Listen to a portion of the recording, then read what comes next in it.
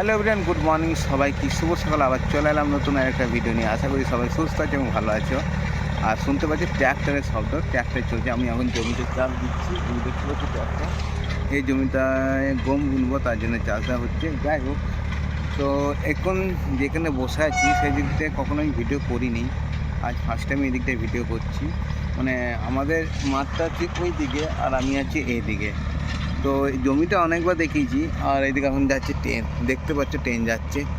যাই হোক, একদম রেল লাইনের ধারেই বসে আছি আমি। তো আজকে আমাদের ট্র্যাক্টর এসছে, ট্র্যাক্টর চলছে, নতুন মানে ড্রাইভার। তো সব মাঠ গাড়ি যেহেতু জানে না, সব দেখিয়ে শুকিয়ে দিচ্ছি। তো যাই হোক, আজকে ব্লগটির সঙ্গে থেকেও সবারই ভালোবাসা একান্তই প্রয়োজন। প্লিজ সবাই একটু ভালোবাসা দিও। আর আমাদের চ্যানেলটিকে সবাই সাবস্ক্রাইব করো, শেয়ার করো, প্লিজ রিকোয়েস্ট করছি, প্রত্যেকবারের মতো অন্তর থেকে করছি। তো চলো, আজকে আমরা সারাদিন কী করি সব কিছু তুলে ধরার চেষ্টা করি এই ভিডিও মাধ্যম দিয়ে। সঙ্গে থেকো। তো বন্ধুরা, আপাতত একটা জমিতে আমাদের চাষ দেওয়া হলো, এখনও অন্য জনকার চলছে, দেখতেই পাচ্ছি চলছে এগুলো ট্রাকটা। তো ওর হয়ে গেলে আমি আবার নিয়ে যাব।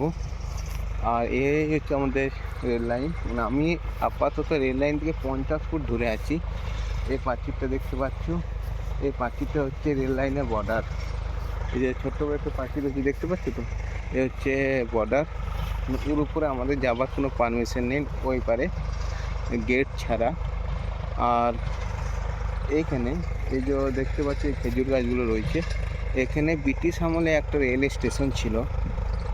কোনো কারণে সেই সময় কিন্তু বন্ধ হয়ে যায়, হয়তো বেশ কয়েক বছর চলেছিল। মানে ব্রিটিশ আমলের কথা বলছি, আজ থেকে যদি আমি বলি 150 বছর আগেকার বা এরকম গল্প, বা 200-300, যাই হোক না কেন, কোনটা মানে কত সালে হয়েছিল জানি না, বাট ব্রিটিশ আমলে একটা রেল লাইন ছিল। তো সেই সময় ব্রিটিশ আমলেই বন্ধ হয়ে যায় কোনো কারণে। আর এ হচ্ছে যে ডাঙ্গাটা আমি রয়েছি, সেটাকে বলা হয় বাংলার ডাঙ্গা। এখানে একটা সময় যে সমস্ত বাড়ির গরু, মানে পশু পালিত পশুরা আর কি মারা যেত, তাদেরকে এখানে নিয়ে আসা, নিয়ে এখানেই চলে যেতাম, রেখে যেতাম আর কি। তো এখন আমাদের গ্রামে গরু বাছুর বাদ যায়, পশু মানে পালিত পশুর সংখ্যা খুবই কম। তো সেই কারণে আপাতত এখানে পরিষ্কারই আছে, ভালোই আছে। আর এই মাঠটাতে, এই যে মাঠটায় আমি দেখাচ্ছি, ট্র্যাক্টর যেতে যখন যাবো তখন দেখাবো। এই মাঠটাতে আমি ক্রিকেট খেলতাম, ফুটবল ক্রিকেট সবই খেলেছি। আমাদের রেল লাইন, আমি রেল লাইন থেকে 50 ফুট দূরে আছি। 50 ফুট বলতে এই যে পাঁচিরটা দেখতে পাচ্ছ, এই পাঁচিরটা 50 ফুটের ডিফারেন্স আছে বোধহয় রেল লাইন থেকে। আর তার পাশেই ধরো আমি দাঁড়িয়ে আছি।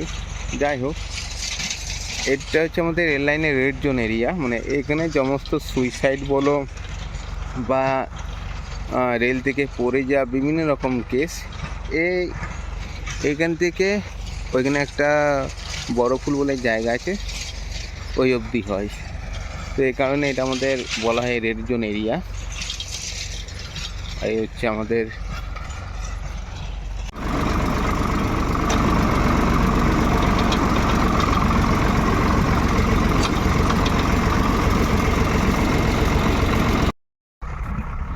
মাঠে এখন ট্র্যাক্টর আনা হলো। তো চলো, আজকে আমাদের সঙ্গে থেকো, আর প্লিজ সবাই শেয়ার করো। এখন আমরা কি করছি, এই যে খড়গুলো দেখতে পাচ্ছ সব খামার বাড়িতে নিয়ে যাচ্ছি। আমাদের যে ধান ঝাড়ানোর মেশিনে ধান ঝাড়ছিলাম, তো সেটা খারাপ হয়ে গেছে। তো সেখানে আর ধান ঝাড়ানো হবে না। কি হবে, আজকে কেসার মেশিন আসছে, সেই কেসার মেশিনে সব ধান ঝাড়িয়ে নেবো।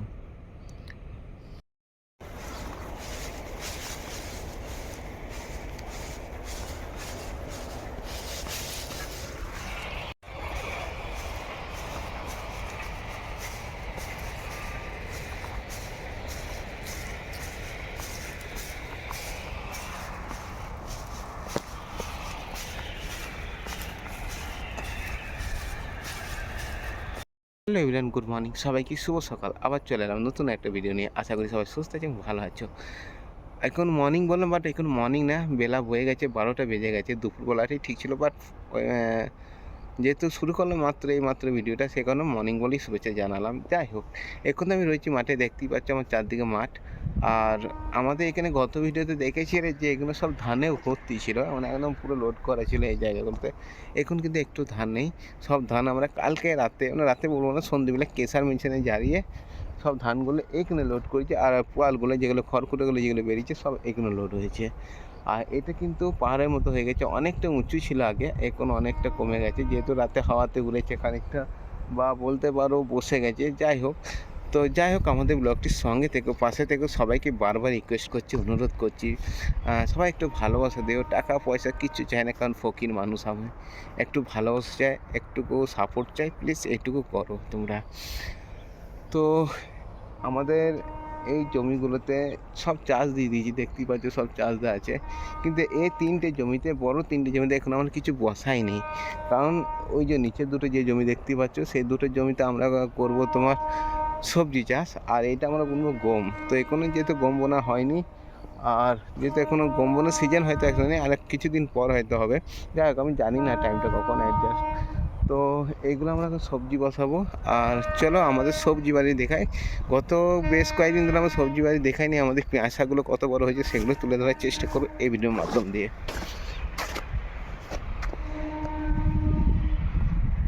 তো এই হচ্ছে আমাদের সবজি বাড়ি। এখানে দেখতে পাচ্ছ অনেক রকম সবজি রয়েছে, শাক ফাঁক রয়েছে। আর সবচেয়ে বড় ব্যাপার হচ্ছে আমাদের ফুলগুলো, ওহ চরম ফুটেছে, পুরো মামির মায়ের মতো, অসাধারণ লাগছে। মানে আমার সবচেয়ে এখানে ভালো লেগেছে আমাদের এই গেঁদা ফুলগুলো, মানে অসাধারণ লেগেছে আমাদের গেঁদা ফুলগুলো। যাই হোক, এখানে অনেক কিছু সবজি রয়েছে, তার মধ্যে শাকগুলো তো খাচ্ছি আমরা, আর সবচেয়ে বেশি হয়েছে আগাছা। এই যে দেখতে পাচ্ছি প্রচুর আগাছা হয়েছে, মানে জল দিয়েছিলাম মাঝখানে একবার পুরো পাম্প চালিয়ে, তখন আগাছাগুলো বেরিয়ে গেছে। যাই হোক, আর এইদিকে আমরা বসেছিলাম ছাঁচি পেঁয়াজ। তো চলো ছাঁচি পেঁয়াজগুলো দেখাই গা।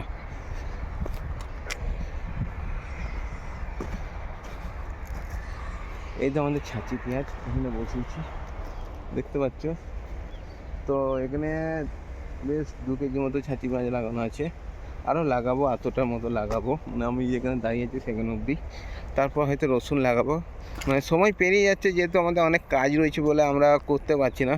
বেশ 3-4 দিন ধরে প্রচুর খাটালি হচ্ছে, পরিশ্রম হচ্ছে, সেখানে আমরা ভিডিও করতে পারিনি। যাই হোক, আজকে মাঠে আমাদের কেউ নেই, যারা কাজ করছিল তারা আজকে অন্যজনা কাজ করছে। আর মেন কথা হচ্ছে বাবা নেই, বাবা গেছে বোনের বাড়ি, সেখানে শ্রাদ্ধ অনুষ্ঠান আছে। তো এখন 2 দিন বাবা সেখানেই থাকবে, আর এখন মাঠে আমি থাকবো। কালকে এসেছিলাম 9টার সময় করে মাঠ দেখতে, ঠিকই আছে সব, কারণ মেন ব্যাপার হচ্ছে আমাদের মা লক্ষ্মী এখানে পড়ে রয়েছে, আর মা লক্ষ্মীকে অ্যাকচুয়ালি একা রাখতে নেই। তো সেখানে রাতে বাবা থাকে, আর দিনে যতক্ষণ আমি থাকি একবার করে আসি। বাবা তো আপ ডাউন করে কন্টিনিউ 50 বা 60 বার ঘর আসা যাওয়া করে, আমি 5 বা 6 বার করি। এই হচ্ছে আমাদের ধান। তো দেখালাম, হাত ধরে যাচ্ছে, মানে কালকে এত পরিশ্রম হয়েছে, মানে এগুলো সব কালকে ঝেড়েছি। কোমর ব্যথা, হাতে ব্যথা, মানে পায়ে ব্যথা, পা ফুলে গিয়েছিল আমার, যেহেতু আমার পায়ে 2বার অ্যাক্সিডেন্ট হয়েছিল। মানে বেশিক্ষণ দাঁড়ালে বা বেশিক্ষণ চললে আমার প্রচুর মানে ব্যথা হয়, পায়ে পেন হয়, ফুলেও যায় 2-1 জায়গায়, মানে 2-1 সময়। তো পাটা রাতে ফুলে গিয়েছিলো হালকা, এখন মোটামুটি ঠিক আছে, তবু বেশিক্ষণ দাঁড়াতে পারছি না, ব্যথা করছে। যাই হোক,